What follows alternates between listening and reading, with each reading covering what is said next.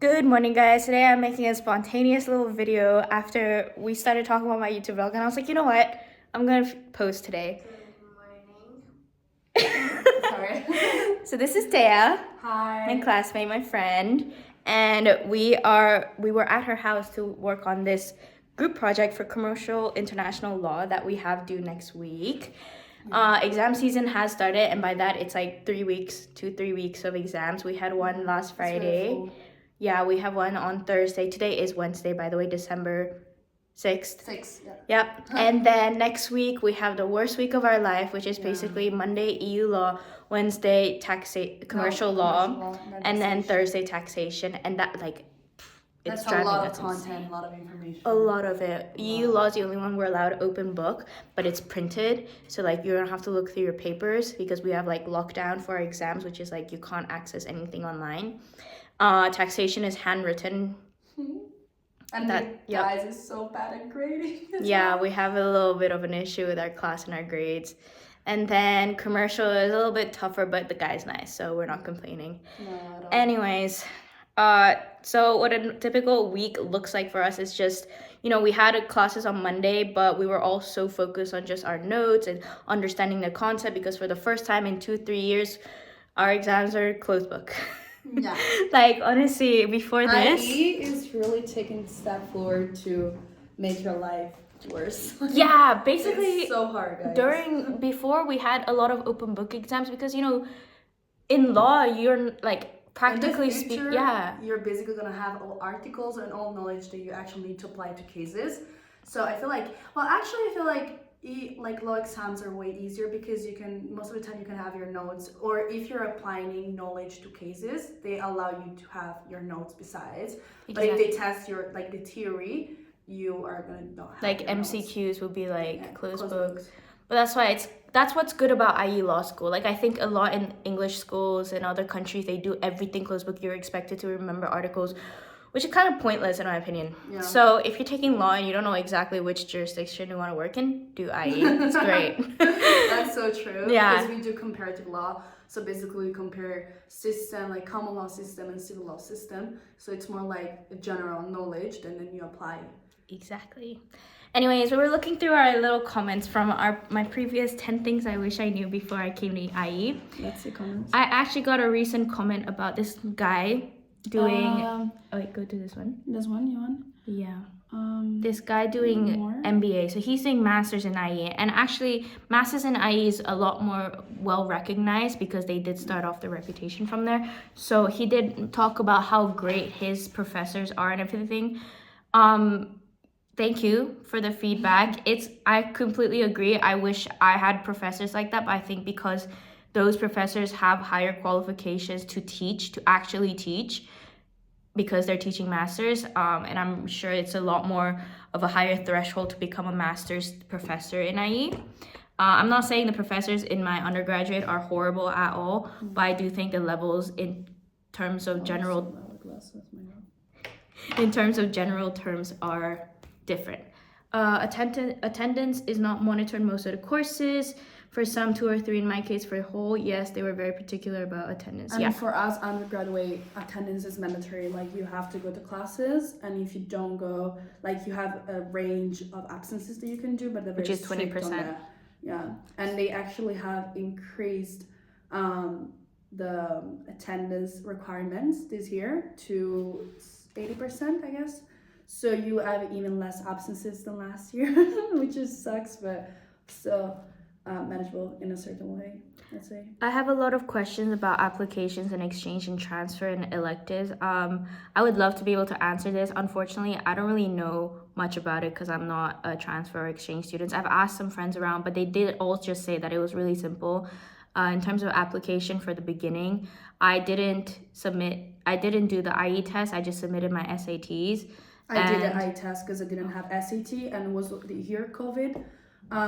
So basically the requirements were less strict than now, I guess, because even other people ask me about how is application right now, but I have no clue because we apply in a very unique period for COVID, and so I think things probably have changed as well. Yeah, and I think it's harder to get in now because the competition is a lot higher. And demand. Awareness is higher for IE University for undergraduate. And I feel like they have already accept like way more students. Like in numbers, you can literally see the tower sometimes so full of people. So probably they're even lowering the people that they get in just because of the numbers, which are crazy already. Yeah. In terms of dual degrees, a lot of people ask me how hard it is, whatever.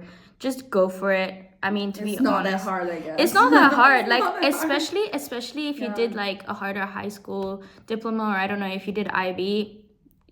I did Italian diploma, but it's super like, I feel like I have some friends in BBA, and I feel like we do very much of the same amount of work because we have 1 year more, so the work is spread equally all over the 5 years. Yeah. So I feel like we have the same amount of work. Like it doesn't really change depending if you do a dual or a single degree. And you might as well try, and then like if it's too hard, just drop out first, second year, whatever. Yeah. That's your own choice. I think that probably the best thing would be to drop within the first year. Like if you're doing business and law and you prefer law, so you want to drop business, I think the best thing would be to do it at the end of first year. So you actually give a chance. So you have like you're more aware of the course that you're taking, and then you can better understand which one you don't like at all. You can drop, and you're still like not facing lots of more classes in the following years, because of course you have to make up for those classes to stay within 4 years if you go for just one degree.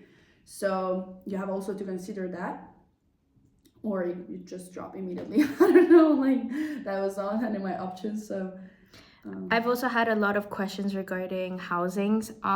Best thing I've ever done, so if you go on their IE website, there's student services, they have an email.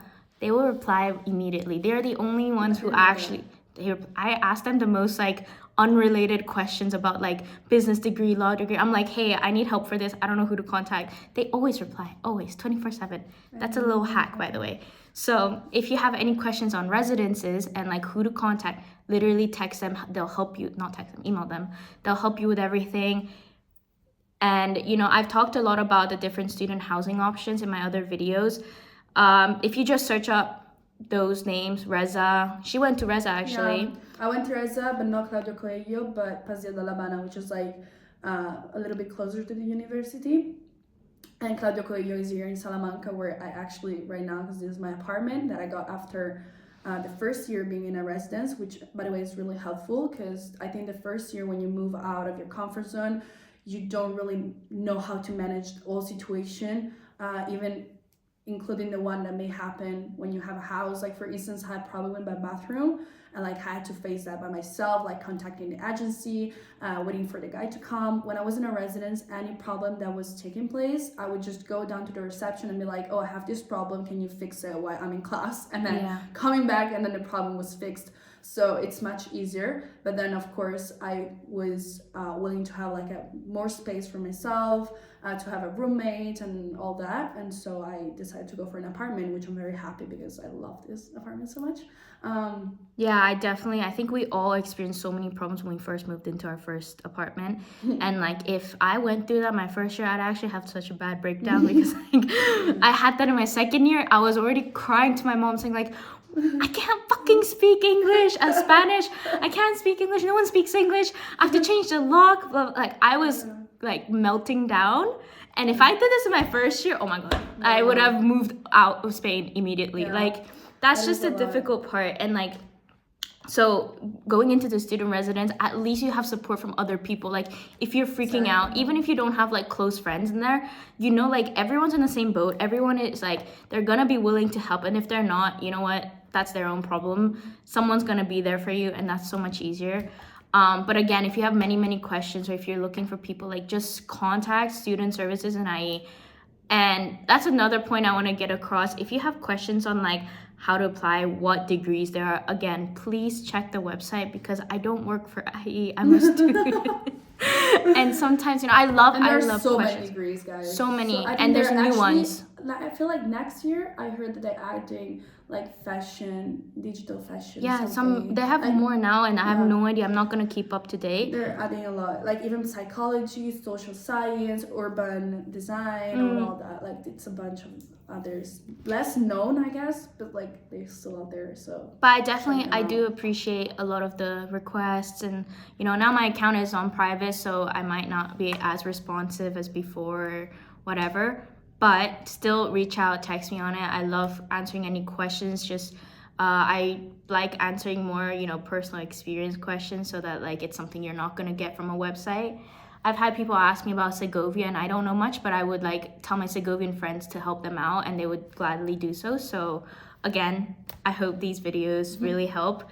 And this is a very spontaneous video. I'm not even gonna edit any of this, but I really hope it's helpful. I still have yet to edit my birthday week vlog, which is like how my week normally is during October, because that's when my birthday was. It was really fun. It's just the editing is too much right now, and exams are unfocused. So I will edit it when I'm in my December holidays. Okay. Anyways, any other tips? I don't know. I think that's all for now. Yeah. Okay.